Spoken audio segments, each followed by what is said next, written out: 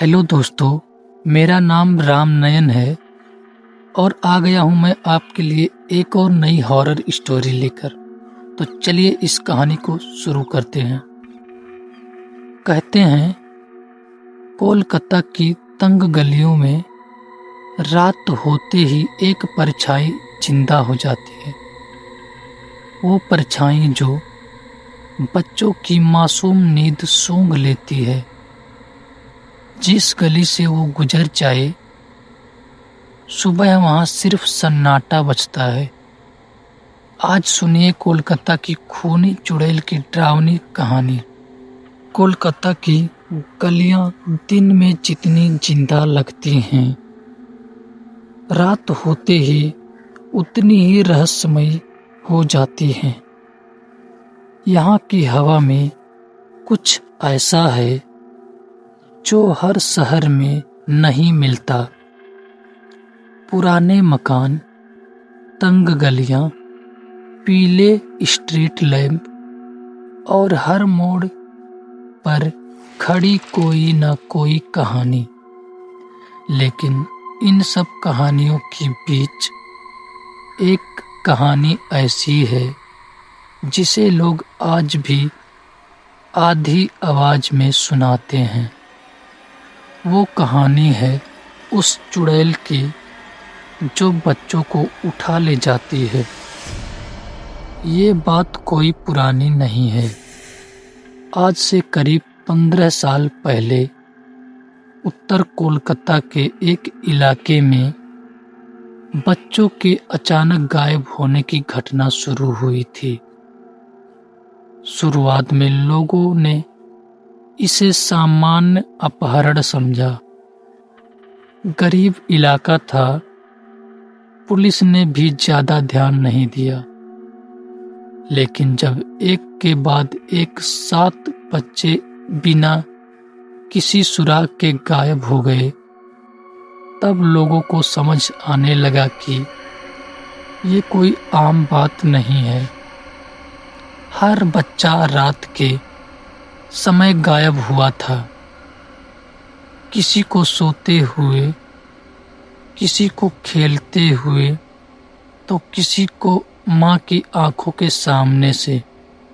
सबसे अजीब बात ये थी कि किसी ने चीख नहीं सुनी, कोई संघर्ष नहीं हुआ, बस बच्चे थे और फिर अचानक नहीं थे। लोगों ने कहना शुरू किया कि रात में एक औरत घूमती है, लंबे उलझे बाल, सफेद साड़ी और पैरों में पायल। उसकी चाल अजीब होती है, जैसे जमीन को बिना छुए चल रही हो। वो सीधे साधे बच्चों की तरफ जाती है और धीरे से उनका नाम लेती है। जो बच्चा उसकी ओर देख लेता है, वो फिर कभी वापस नहीं आता। पहली बार जब ये बात फैली, लोग हंसे। कोलकाता में कहानियों की कमी नहीं है। लेकिन हंसी उस रात बंद हो गई जब शर्मा परिवार का बेटा गायब हुआ। शर्मा जी रेलवे में काम करते थे। उनका बेटा सोनू 8 साल का था। उस रात बिजली चली गई थी। गर्मी बहुत थी। सोनू माँ के पास लेटा हुआ था।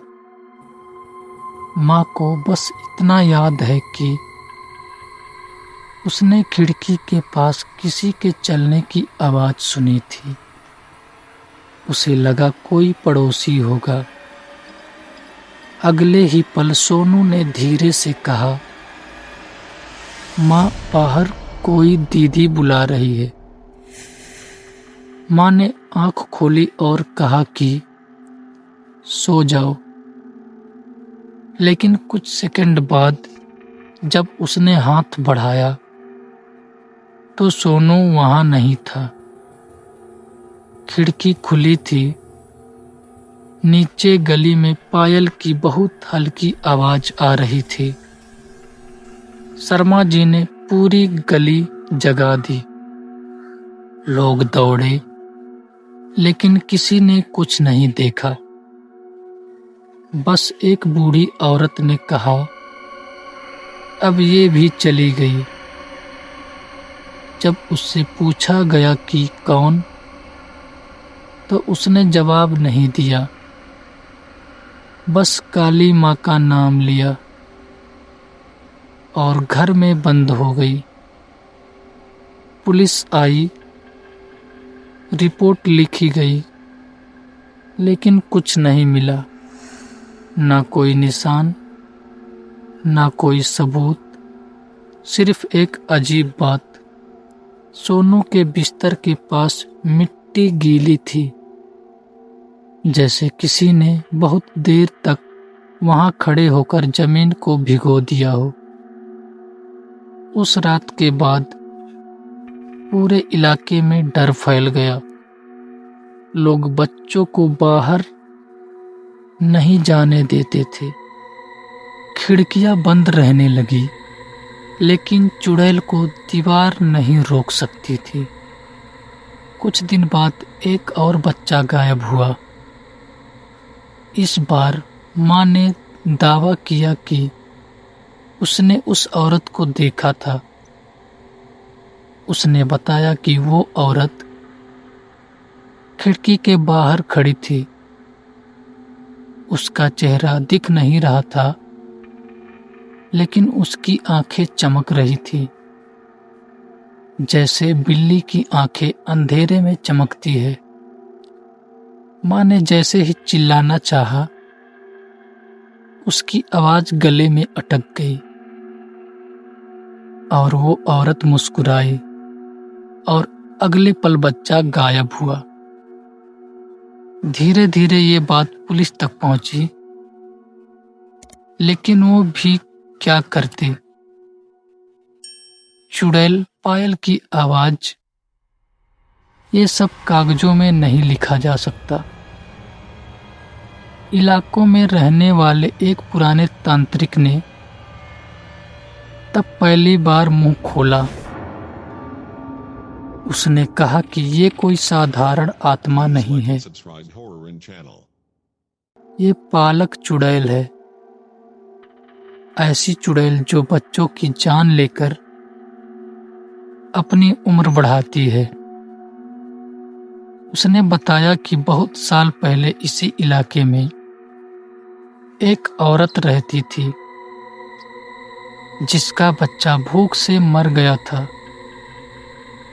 उस औरत ने पागल होकर काली माँ से ऐसा वरदान मांगा जो माँ को कभी नहीं मांगना चाहिए। कहते हैं उसी रात से उसने अपने हाथों से खुद को खत्म कर लिया, लेकिन उसकी आत्मा यहीं रह गई और तब से वो हर कुछ सालों में जागती है, बच्चों की तलाश में। लोगों ने पूजा करवाई, तांत्रिक बुलाए गए, लेकिन घटनाएं नहीं रुकी। एक रात कुछ लड़कों ने तय किया कि वो उस चुड़ैल को देखेंगे। उन्होंने छत पर बैठकर पहरा दिया। उस रात के करीब 3 बजे गली में ठंडक फैल गई। हवा अचानक रुक गई और फिर पायल की आवाज आई। छत से देखने पर उन्हें एक औरत दिखी। उसका सिर झुका हुआ था, बाल जमीन पर लटक रहे थे। वो धीरे धीरे चल रही थी। एक घर के नीचे रुककर उसने ऊपर देखा। उसी घर में एक बच्चा सो रहा था। लड़कों ने पत्थर फेंका। वो औरत रुकी, धीरे से सिर उठाया। उस पल जो उन्होंने देखा, उसने उनकी नींद हमेशा के लिए छीन ली। उसका चेहरा या तो था ही नहीं या फिर इतना बिगड़ा हुआ था कि पहचान में नहीं आता था। एक लड़का वहीं बेहोश हो गया, दूसरा पागल हो गया, तीसरा आज तक बोल नहीं पाया। उस रात के बाद पुलिस ने पूरे इलाके में रात का कर्फ्यू लगा दिया, लेकिन चुड़ैल कानून नहीं मानती। आज भी कोलकाता की कुछ गलियों में लोग कहते हैं कि अगर रात में कोई औरत बच्चों का नाम लेकर बुलाए तो खिड़की मत खोलना, पीछे मत देखना और सबसे जरूरी, बच्चों को अकेला मत छोड़ना, क्योंकि वो चुड़ैल आज भी जिंदा है और उसे बच्चे चाहिए। तो दोस्तों, आपको ये कहानी कैसी लगी कमेंट करके बताइएगा, और अगर ये कहानी आपको अच्छी लगी तो हमारे वीडियो को लाइक और हमारे चैनल को सब्सक्राइब जरूर कर लीजिएगा। तो मिलेंगे कल किसी नेक्स्ट हॉरर स्टोरी के साथ।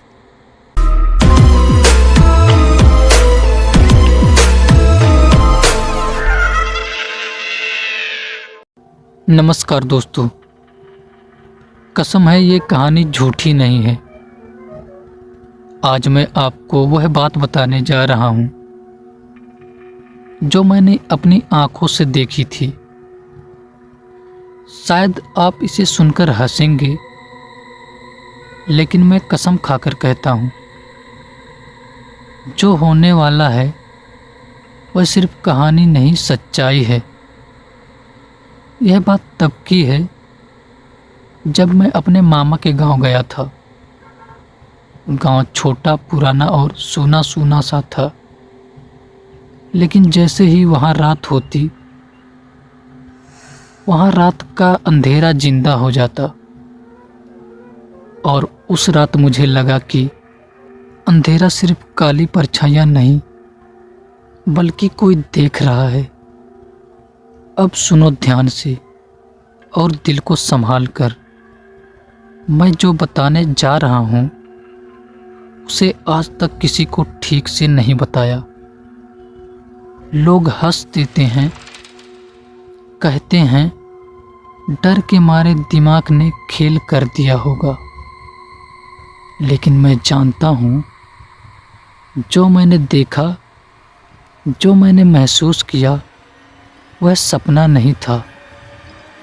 यह बात आज मैं लगभग 25 साल पहले की है, जब मैं जवान था और मौत का मतलब सिर्फ सुनी सुनाई चीज लगता था।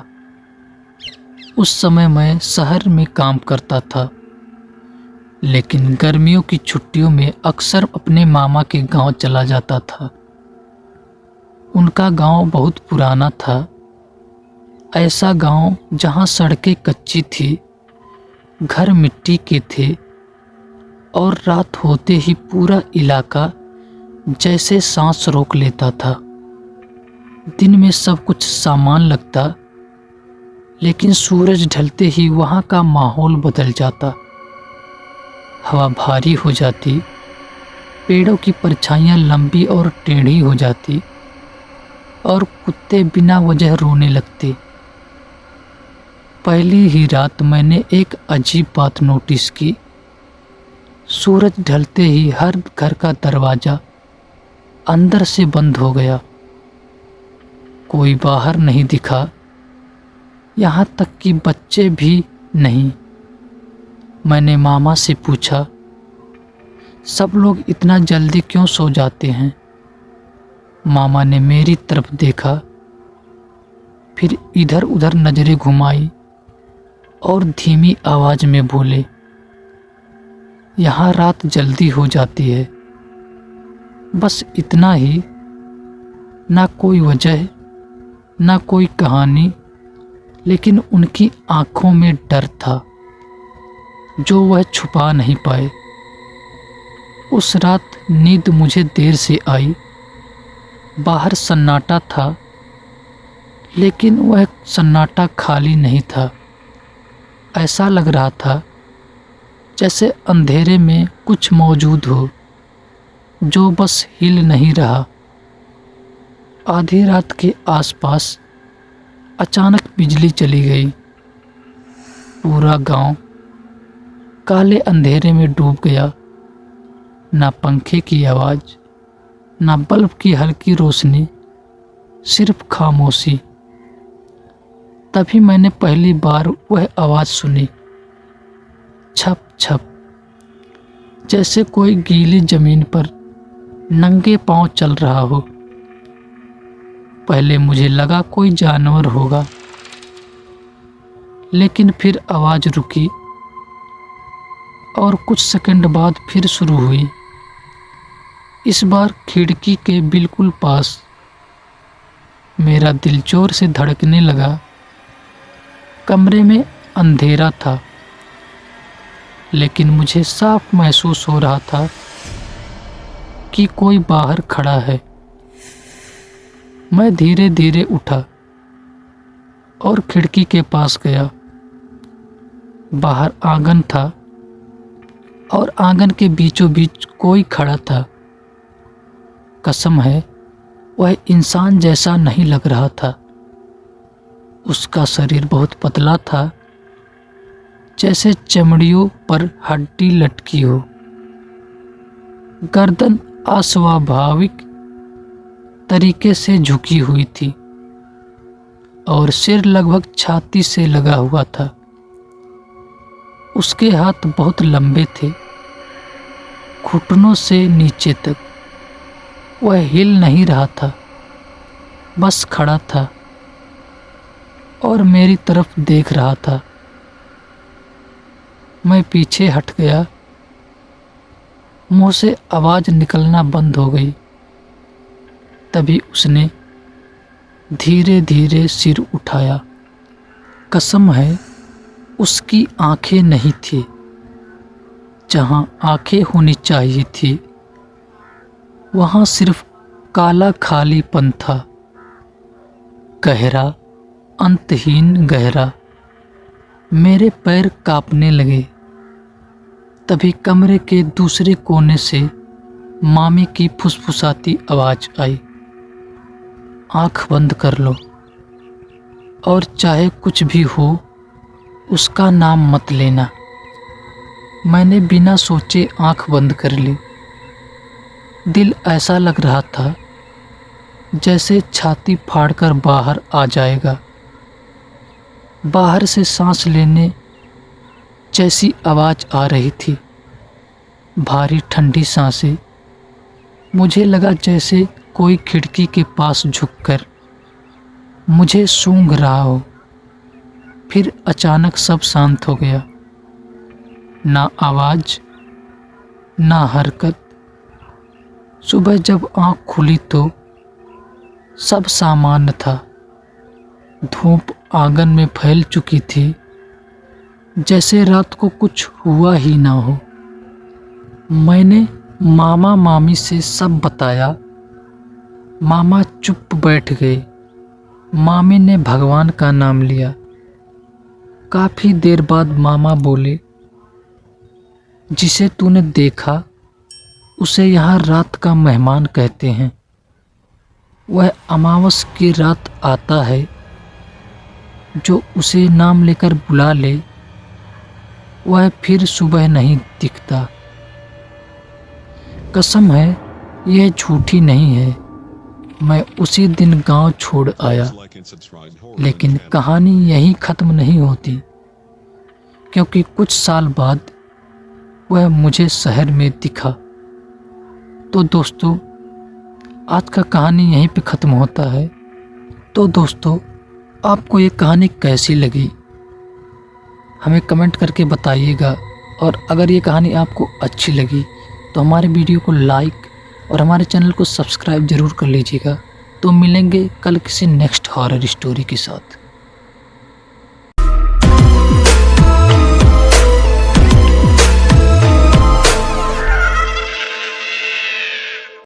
नमस्कार दोस्तों। कहते हैं कुछ रातें यूं ही नहीं आती, वो अपने साथ कुछ छोड़ जाती हैं। बरसों पहले एक गांव में जब आवाजें अपने आप थम जाती थी और हवा भी सांस लेना भूल जाती थी, तब लोग जानते थे अब जो उतरेगा वो अंधेरा नहीं, सन्नाटा होगा।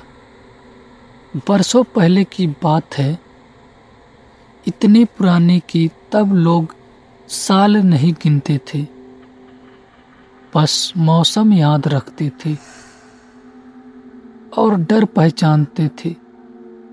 उस जमाने में रात आज जैसी नहीं होती थी, तब रात सच में उतरती थी, धीरे धीरे, बिना आवाज के, जैसे कोई बूढ़ा आदमी चुपचाप आंगन में बैठ जाए और रात पूरी तरह बैठ जाती थी। तब गांव पर एक चीज फैल जाती थी, सन्नाटा। ऐसा सन्नाटा जो कानों को नहीं, सीधा दिल को दबाता था। हमारा छोटा गांव था, घर कच्चे, गलियां सकरी और चारों तरफ जंगल। दिन में सब कुछ साधारण लगता था, लेकिन जैसे ही सूरज ढलने लगता, लोगों के बोलने का ढंग बदल जाता, हंसी अपने आप कम हो जाती, आवाजें धीमी पड़ जाती। किसी ने कभी कहा नहीं, पर सब जानते थे कि सूरज ढलने के बाद ज्यादा बोलना ठीक नहीं, क्योंकि जब आवाजें कम होती हैं तब कुछ और सुनने लगता है। उस शाम भी कुछ अलग था। हवा दिन भर चली थी, पर सूरज ढलते ही रुक गई। पत्ते तक नहीं हिल रहे थे, लालटेन की लौ सीधी जल रही थी, जैसे हवा का नामो निशान ना हो। माँ चूल्हे पर रोटी सेक रही थी, लेकिन उनके हाथ रुक रुक कर चल रहे थे। दादी खाट पर बैठी थी, आंखें आधी बंद, जैसे वो कुछ गिन रही थी। मैंने उनसे पूछा भी नहीं, क्योंकि उस समय सवाल पूछने से ज्यादा डर लगता था जवाब मिलने का। गांव के बाहर जो कुआं था, उसकी तरफ उस वक्त कोई देखना भी पसंद नहीं करता था। दिन में वही कुआं जीवन था, लेकिन रात में वो कुछ और हो जाता था। बुजुर्ग कहते हैं कि रात में कुआं गहरा नहीं होता, बल्कि पास आ जाता है। उसकी ठंडक हवा में फैल जाती है, और अगर कोई देर तक चुपचाप खड़ा रहे तो उसे लगता है कि नीचे से कोई ऊपर सांस ले रहा हो। मैंने खुद कभी झांकने की हिम्मत नहीं की, लेकिन कई बार दूर से देखते हुए ऐसा लगता था जैसे अंधेरे में अंधेरा ही हिल रहा हो। हीरा के गायब होने के बाद गांव में कुछ बदल गया था। लोग वैसे ही काम करते थे, वैसे ही जीते थे, लेकिन अंदर से सब जानते थे कि अब कुछ लौटने वाला नहीं है। रामू काका सुबह कुएं के पास बैठे रहते, बोलते कुछ नहीं, बस देखते रहते। कभी कभी लगता था जैसे वो कुएं से बात कर रहे हों, पर आवाज नहीं निकलती थी। उस दिन किसी ने रोया नहीं, किसी ने शोर नहीं मचाया, क्योंकि सब जानते थे सन्नाटे के बाद शोर नहीं किया जाता। उस रात जब मैं चारपाई पर लेटा था तो नींद आंखों से दूर थी। चारों तरफ ऐसा सुकून था जो अच्छा नहीं लगता। इतना सन्नाटा कि अपने कानों में खून की आवाज सुनाई देती। तभी मुझे महसूस हुआ कि मैं अकेला नहीं हूँ। कोई दिखा नहीं, कोई हिला नहीं, लेकिन एहसास था बिल्कुल वैसा जैसे कोई पास खड़ा हो और सांस रोके हुए हो। मुझे लगा किसी ने मेरा नाम लिया है, लेकिन आवाज नहीं थी। बस ऐसा लगा कि मेरा नाम कहीं गूंजा है, बहुत दूर, बहुत पास। मैंने डर के मारे आंख बंद कर ली। दादी की आवाज बहुत धीरे आई, जैसे वो मेरे कान में नहीं, मेरे अंदर बोल रही हो। उन्होंने कहा कि जो सुनाई दे उसे सुनना नहीं है, क्योंकि कुछ चीजें आवाज नहीं होती, वो बुलावा होती है, और जो उसे बुलावे का जवाब दे देता वो फिर लौटकर नहीं आता। रात बहुत लंबी लगी, जैसे हिलना भूल गया हो। लालटेन की लौ कई बार कांपी, फिर सीधा हो गई। बाहर कोई कदमों की आवाज नहीं थी, फिर भी ऐसा लगता रहा कि कोई अंदर आंगन में घूम रहा हो। दरवाजा बंद था, कुंडी लगी थी, लेकिन डर दरवाजा नहीं देखता, वो दीवारों से घुसकर अंदर आ जाता है। सुबह जब आंख खुली तो सूरज निकल चुका था। पक्षी बोले, हवा चली और गांव फिर से गांव बन गया। लेकिन वो रात कहीं गई नहीं थी, वो हम सबके अंदर बैठ गई थी। आज इतने बरस बाद भी जब कभी अचानक सब कुछ चुप हो जाता है, तब आवाजें बिना वजह रुक जाती हैं, तो मुझे वही एहसास होता है। ऐसा लगता है जैसे वो पुराना सन्नाटा फिर लौट आया हो, धीरे धीरे बिना बताए। और तब मैं आज भी वही करता हूँ जो दादी ने सिखाया था।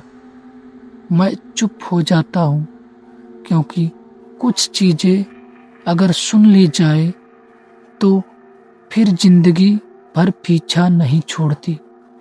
तो दोस्तों, आपको ये कहानी कैसी लगी कमेंट करके बताइएगा। और अगर ये कहानी आपको अच्छी लगी तो हमारे वीडियो को लाइक और हमारे चैनल को सब्सक्राइब जरूर कर लीजिएगा। तो मिलेंगे नेक्स्ट हॉरर स्टोरी के साथ।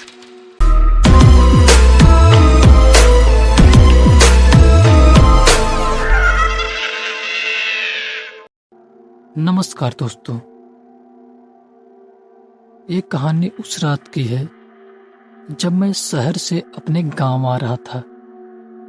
जब स्टेशन सुनसान और ठंडी हवा से थर्राता है, कुछ चीजें आपके सामने खड़ी होती है, लेकिन आप उन्हें देख नहीं पाते। ये कहानी है उस आदमी की जो हर रात प्लेटफार्म पर इंतजार करता है।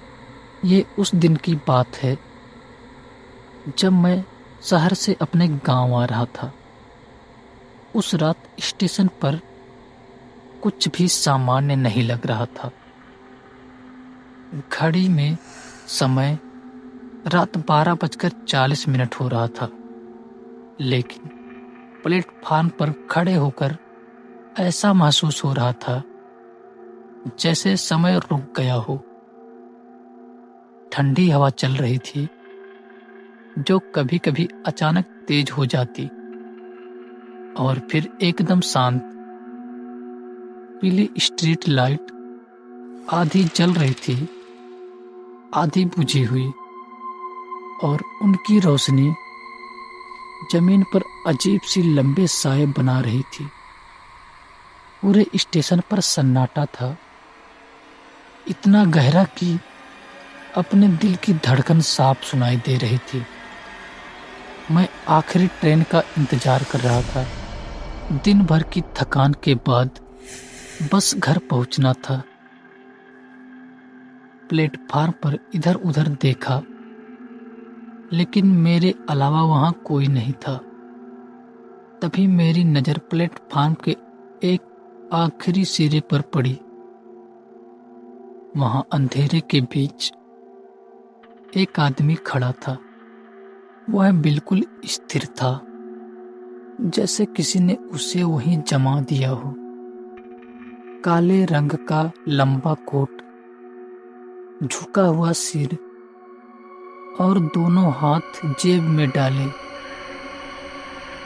उसकी मौजूदगी इतनी अजीब थी कि नजर हटाने का मन ही नहीं हुआ। पहले तो मैंने सोचा कि शायद वो किसी ट्रेन का इंतजार कर रहा होगा, लेकिन कुछ देर बाद मुझे अजीब सा एहसास होने लगा। प्लेटफार्म पर हवा चली, कागज और प्लास्टिक उड़ रहे थे, लेकिन वो आदमी हिल तक नहीं रहा था। ना उसने अपना वजन बदला, ना इधर ना उधर देखा, जैसे वो जिंदा इंसान नहीं, कोई परछाई हो। तभी अनाउंसमेंट हुई, यात्रियों से अनुरोध है कि आखिरी ट्रेन कुछ देर में आएगी। आवाज गूंजी और फिर सन्नाटा। मेरे मन में डर बैठने लगा। मैंने मोबाइल निकाला, लेकिन नेटवर्क नहीं था। जैसे ही मैंने दोबारा उस आदमी की तरफ देखा, वो चलने लगा। उसकी चाल बहुत धीमी थी, लेकिन अजीब बात ये थी कि उसके कदमों की कोई आवाज नहीं आ रही थी। वो जमीन पर चल नहीं रहा था, बल्कि फिसल रहा था। वो मेरे सामने आकर रुका, इतना पास कि मैं उसके कोट से ठंडी सी बदबू महसूस कर सकता था, जैसे पुराने लोहे और नमी की। मैंने डर छुपाते हुए पूछा, आप भी ट्रेन का इंतजार कर रहे हैं? कुछ सेकंड तक वो चुप रहा, फिर उसने धीरे धीरे अपना सिर उठाया। उसका चेहरा देखकर मेरी सांसें अटक गई। उसकी आंखें पूरी तरह सफेद थी, ना कोई भाव, ना कोई चमक, बस खालीपन।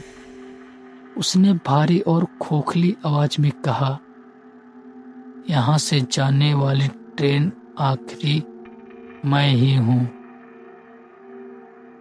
मेरे हाथ से बैग छूट गया। पीछे मुड़कर देखा तो पूरा स्टेशन अंधेरे में डूब चुका था। लाइटें बंद थी, अनाउंसमेंट सिस्टम खामोश था और दीवार पर लगी घड़ी की सुइयां रुकी हुई थी। डर इतना बढ़ गया कि मैं हिल तक नहीं पा रहा था। मैंने दोबारा उसकी आंखों की तरफ देखा।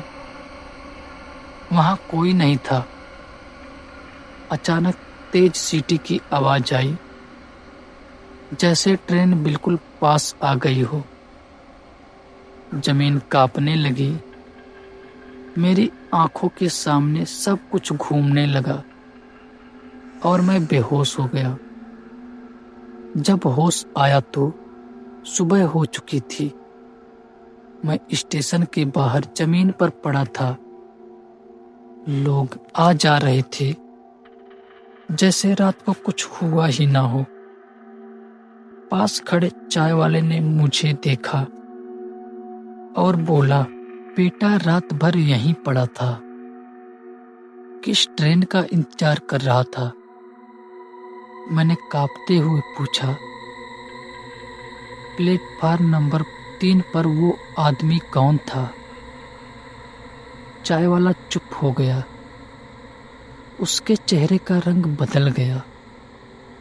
कुछ देर बाद उसने धीमी आवाज में कहा, 5 साल पहले इसी प्लेटफार्म पर एक आदमी आखिरी ट्रेन के नीचे कटकर मर गया था। कहते हैं उसकी आंखें भी ऐसी ही सफेद थी और तब से रात में वो यहाँ खड़ा मिलता है यात्रियों को लेने। उस दिन के बाद मैंने रात की आखिरी ट्रेन कभी नहीं ली और आज भी जब किसी स्टेशन पर देर हो जाती है तो मैं प्लेटफार्म पे आखिरी सिरे पर देखने की हिम्मत नहीं करता। तो दोस्तों, आपको ये कहानी कैसी लगी कमेंट करके बताइएगा, और अगर ये कहानी आपको अच्छी लगी तो हमारे वीडियो को लाइक और हमारे चैनल को सब्सक्राइब जरूर कर लीजिएगा। तो मिलेंगे कल किसी नेक्स्ट हॉरर स्टोरी के साथ।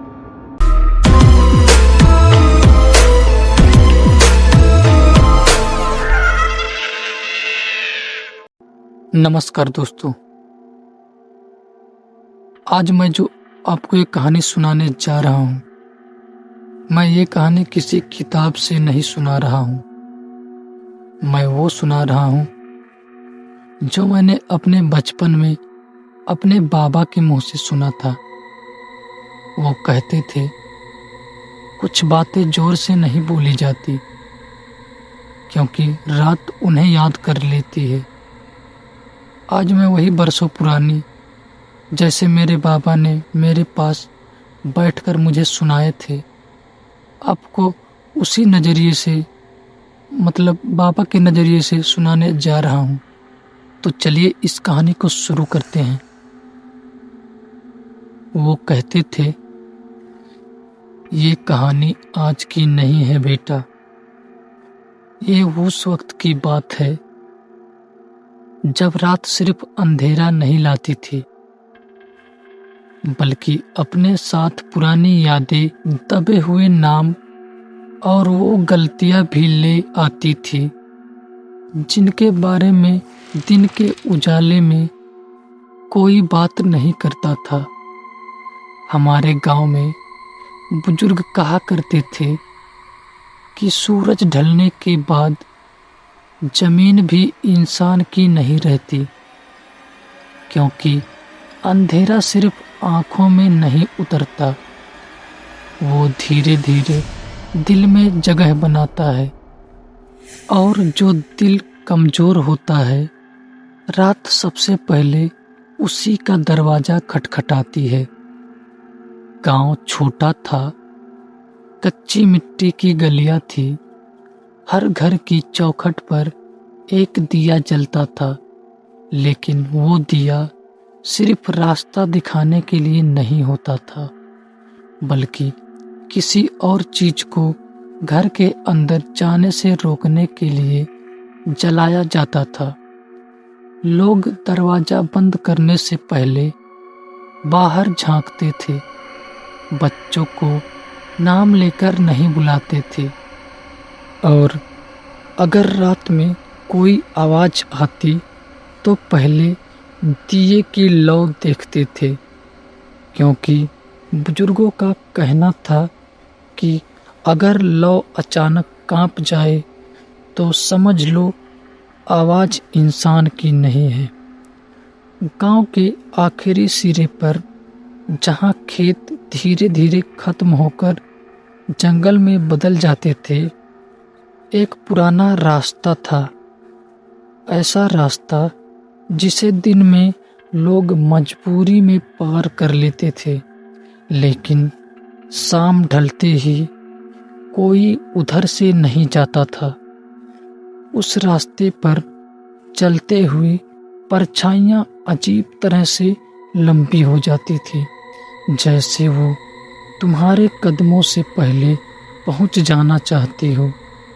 उसी रास्ते में एक पीपल का पेड़ था, इतना पुराना कि लोग कहते थे उसकी जड़ें जमीन के नीचे नहीं बल्कि किसी और ही जगह तक जाती थी, वहाँ जहाँ दबी हुई बातें और भूली हुई आत्माएं रहती हैं।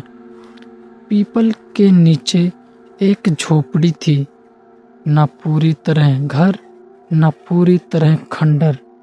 दिन में वो खाली दिखती थी, टूटी दीवारें, झुकी छत, लेकिन जैसे ही सूरज ढलता उसके अंदर दिए की हल्की सी रोशनी अपने आप जल उठती थी। कोई देखता नहीं था कि दिया कौन जलाता है, लेकिन सब जानते थे कि वो झोपड़ी खाली नहीं है। लोग उसे नाम नहीं देते थे, न तांत्रिक न चुड़ैल, बस कहते थे वो औरत। कहते हैं वो औरत इंसान की आंखों में नहीं देखती थी, वो उसके मन के अंदर झांकती थी, वहाँ जहाँ लालच, जिद और किसी को पाने की भूख छुपी होती है। जिस आदमी के दिल में चैन नहीं होता, जिसके अंदर कोई अधूरापन होता, उसके कदम अपने आप उस रास्ते की तरफ मुड़ जाते थे। ऐसा ही एक लड़का था, जवान, बेचैन और अपने प्यार को खोने के डर से अंधा। उसने पहले भगवान के दरवाजे खटखटाए, मन्नतें मांगी, दिए जलाए, लेकिन जब कुछ नहीं बदला तो किसी ने बहुत धीमी आवाज में उसे वो रास्ता याद दिला दिया जिस पर चलने के बाद वापसी पहले जैसे नहीं होती। अमावस की रात थी, हवा अजीब तरह से उल्टी चल रही थी, जैसे गांव को चेतावनी दे रही हो। कुत्ते बिना वजह रो रहे थे और लड़के के कदम, चाहे वो रुकना चाहता भी हो, उसे पीपल की तरफ खींच रहे थे। झोपड़ी के अंदर तेल, धुएं और राख की गंध मिली हुई थी और कोने में बैठी थी वो औरत, जिसने लड़के को देखा और फिर भी बोल उठी, नाम मत बोलना, यहाँ नाम पहले ही सुन लिए जाते हैं।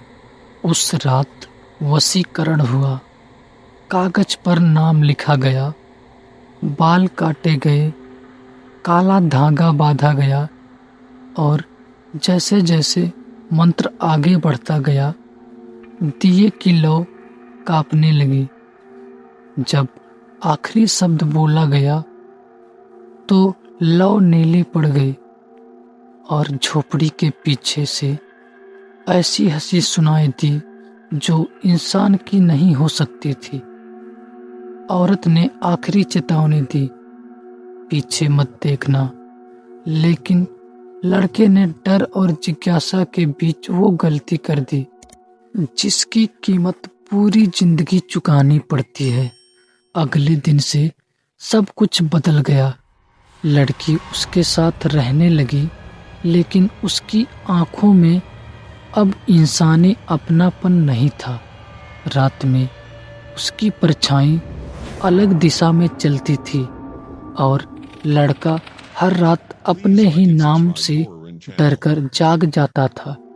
दिए अपने आप बुझ जाते, दीवारों पर नाखूनों के निशान उभर आते और गांव के बुजुर्ग दूर से ही समझ जाते कि वशीकरण का काम पूरा नहीं हुआ, क्योंकि जो बांधा जाता है वो कुछ ना कुछ छोड़ कर ही जाता है। और फिर एक रात जब सारे कुत्ते एक साथ रो पड़े, लड़का हमेशा के लिए गायब हो गया। उसके कमरे में राख से सिर्फ इतना लिखा था, मंत्र अधूरा है। और पीपल के नीचे काला धागा पड़ा था, खुली हुई गांठ के साथ, जैसे कोई अब आज़ाद हो चुका हो। तो दोस्तों, आज का कहानी यहीं पे ख़त्म होता है। तो दोस्तों, आपको ये कहानी कैसी लगी कमेंट करके बताइएगा। और अगर ये कहानी आपको अच्छी लगी तो हमारे वीडियो को लाइक और हमारे चैनल को सब्सक्राइब जरूर कर लीजिएगा। तो मिलेंगे किसी नेक्स्ट हॉरर स्टोरी के साथ।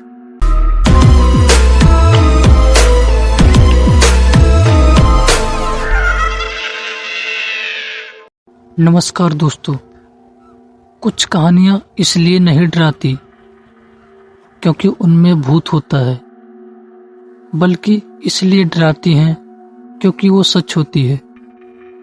मैंने इसे बरसों तक दिमाग के किसी कोने में दबा कर रखा था। खुद को समझाता रहा कि ये बस बचपन का वहम था।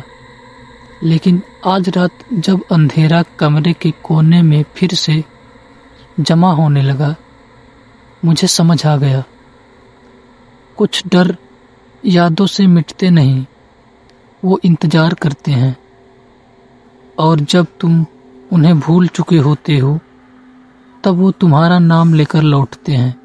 ये कहानी भूत की नहीं है, ये कहानी अंधेरे की है। बरसों तक मैंने खुद को यकीन दिलाया कि वो सब बस बचपन का डर था।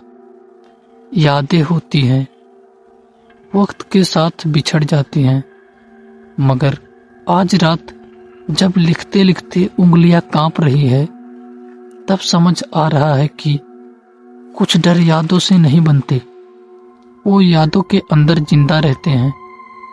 और जब उन्हें लगता है कि पूरी तरह निश्चित हो चुके होते हैं, तब वो वापस आते हैं।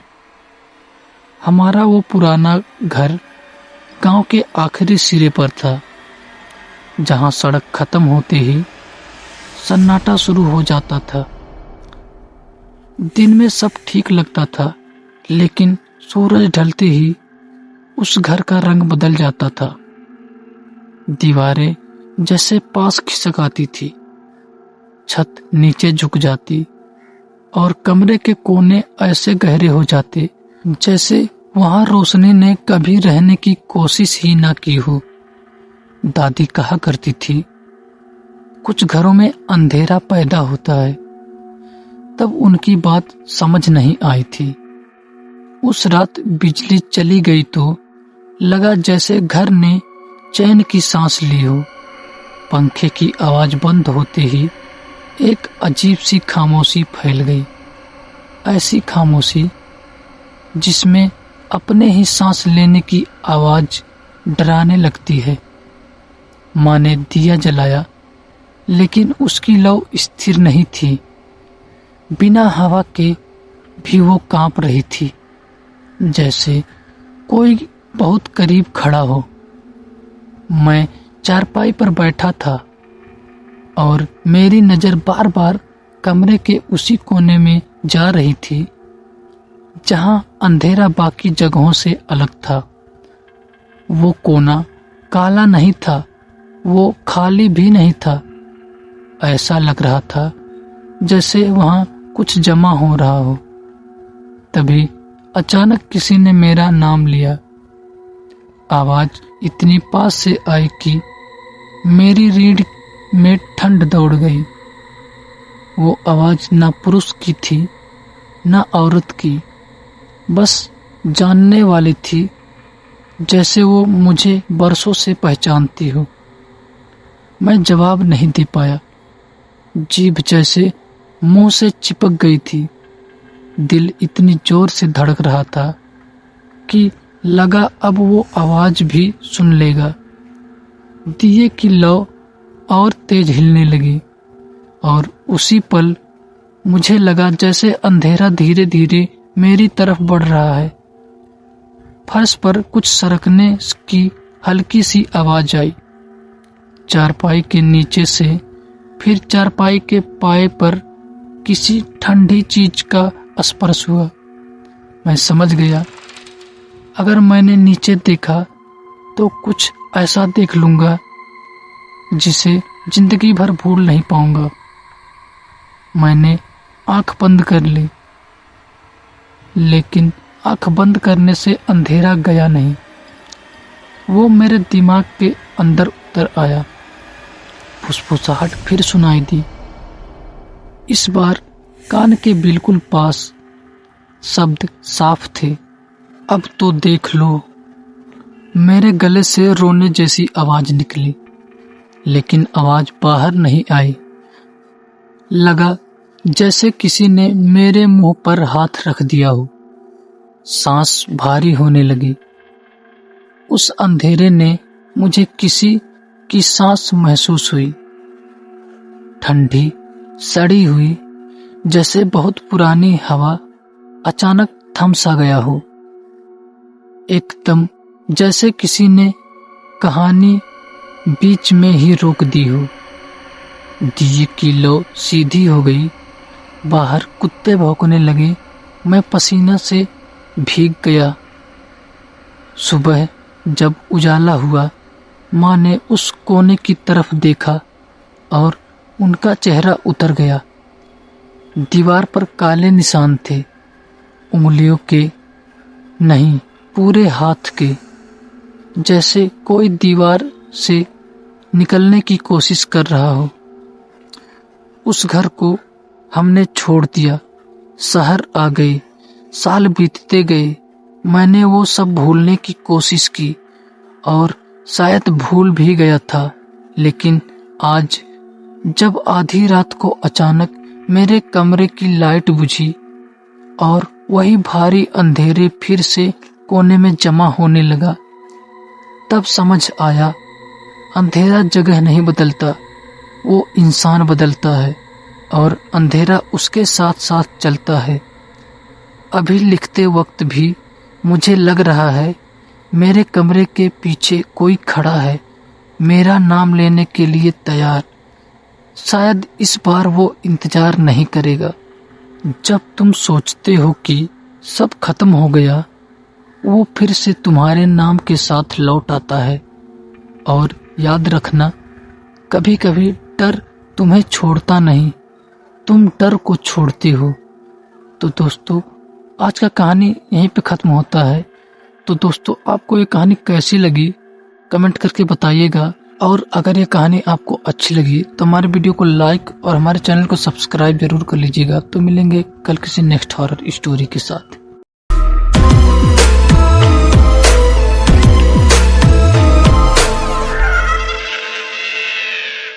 नमस्कार दोस्तों। कुछ कहानियाँ ऐसी होती हैं जिन्हें इंसान जानबूझकर भूल जाता है, इसलिए नहीं कि वो झूठी होती हैं, बल्कि इसलिए कि उन्हें याद रखना आसान नहीं होता। वो कहानियाँ समय के साथ धुंधली नहीं पड़ती, बस दिमाग के किसी कोने में दबा दी जाती हैं, जहाँ वो चुपचाप बैठी रहती है, बिल्कुल उस अंधेरे की तरह जो बंद आँख के पीछे भी मौजूद रहता है। ये कहानी भी वैसी ही है, बरसों पुरानी, इतनी पुरानी कि मैं खुद यकीन करने लगा था कि शायद ये कभी हुई ही नहीं। लेकिन कुछ रातें होती हैं जो इंतजार करती हैं, सही वक्त का, सही सन्नाटे का। मैं ये कहानी लिख नहीं रहा हूँ, सुना रहा हूँ, क्योंकि कुछ बातें कागज पर उतरते ही कमजोर पड़ जाती हैं। ये उस रात की बात है जब अंधेरा सिर्फ बाहर नहीं था, बल्कि कमरे के अंदर, सांसों के बीच और दिल की धड़कनों के पीछे तक फैल चुका था। उस रात कुछ दिखाई नहीं दिया था, कोई आवाज साफ नहीं सुनाई दी थी, फिर भी सब कुछ बहुत साफ महसूस हो रहा था, जैसे कोई बिना हिले डुले पास खड़ा हो, बस इंतजार में। अगर आप ये कहानी सुन रहे हैं तो इसे सिर्फ कहानी समझकर मत सुनिए, धीरे धीरे सुनिए, क्योंकि हो सकता है जिस एहसास को मैं शब्दों में ढालने की कोशिश कर रहा हूँ वो कभी ना कभी किसी ना किसी रात आपके पीछे भी खड़ा हो जाए। बरसों हो गए, इतने बरस की अब गिनती भी याद नहीं। जिंदगी आगे बढ़ गई, चेहरे बदल गए, शहर बदल गए, लेकिन कुछ रातें ऐसी होती हैं जो कहीं नहीं जाती, वो बस भीतर बैठ जाती हैं, बिल्कुल चुप, बिल्कुल स्थिर, जैसे सांस रोके किसी को देखते हुए। आज ना जाने क्यों वही रात फिर से सामने आ गई। मैं ये कहानी सुना रहा हूँ, लिख नहीं रहा, क्योंकि कुछ बातें दिखने से ज़्यादा डरावनी होती हैं जब उन्हें याद करके दोहराया जाए। और ये वही बात है। उस समय मैं ज़्यादा बड़ा नहीं था। उम्र ऐसी थी कि डर को समझा नहीं जाता, बस महसूस किया जाता है। हमारा घर कस्बे के आखिरी छोर पर था। आगे सड़क खत्म हो जाती थी और उसके बाद सिर्फ खुला अंधेरा। लोग कहते थे वहाँ हवा अलग बहती है। मुझे तब ये बातें हंसी लगती थी, लेकिन उस रात हवा नहीं बह रही थी, वो खड़ी थी, बिल्कुल उसी तरह जैसे वो खड़ा था। शाम ढलने के बाद घर में अजीब सी शांति उतर आई थी। माँ जल्दी सो गई थी, पिता शहर से बाहर थे। मैं कमरे में अकेला था। दिया जल रहा था, लेकिन उसकी लौ स्थिर नहीं थी। वो बार बार झुक रही थी, जैसे किसी अदृश्य चीज को रास्ता दे रही हो। बाहर कोई आवाज नहीं था, ना कुत्ते, ना झींगुर, ना पत्तों की सरसराहट। ऐसा सन्नाटा मैंने पहले नहीं सुना था। सन्नाटा भी कभी कभी आवाज करता है, और उस रात वो बहुत कुछ कह रहा था। मैं चारपाई पर बैठा था। अचानक मुझे लगा जैसे कमरे में जगह खत्म हो गई हो। दीवारें पास आ रही हो, छत नीचे झुक रही हो। सांस लेना भारी लगने लगा। तभी मुझे एहसास हुआ मैं अकेला नहीं हूँ। ये एहसास आंखों से नहीं, रीढ़ से आता है। गर्दन के पीछे ठंडक उतरने लगी, जैसे कोई बिल्कुल पास खड़ा हो। मैंने पीछे देखने की कोशिश नहीं की, शरीर ने मना कर दिया। दिए की रोशनी दीवार पर मेरी परछाई बना रही थी। मैं उसे देख रहा था, और तभी मेरी परछाई के ठीक पीछे एक और परछाई उभर आई। वो मेरी नकल नहीं कर रही थी, वो हिल नहीं रही थी, बस खड़ी थी, बहुत सीधी, बहुत पास।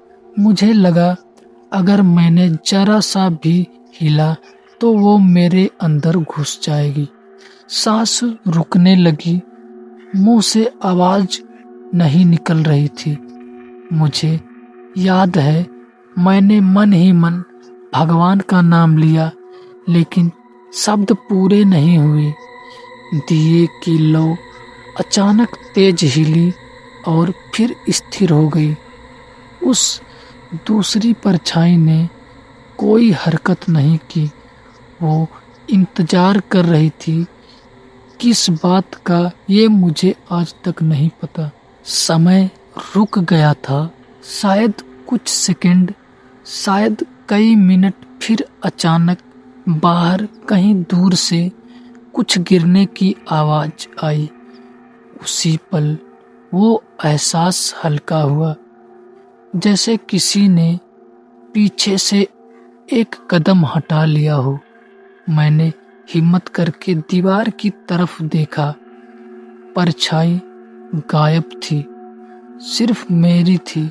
मैं फर्श पर बैठ गया, पसीने से भीगा हुआ। सुबह हुई, सूरज निकला। घर वही था, कमरा वही था, सब कुछ सामान्य। मैंने किसी को कुछ नहीं बताया। लोग हंसते, कहते वहम है, और मैं भी यही मानकर चुप हो गया। बरसों बाद आज रात मैं ये कहानी सुना रहा हूँ, इसलिए नहीं कि मुझे सब याद है, बल्कि इसलिए कि आज अचानक कमरे की लाइट बंद हुई और मुझे वही एहसास फिर से हुआ, वही ठंडक, वही दबाव।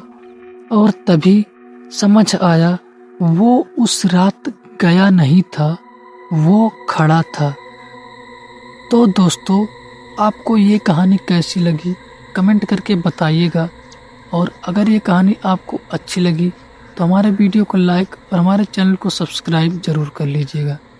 तो मिलेंगे किसी नेक्स्ट हॉरर स्टोरी के साथ।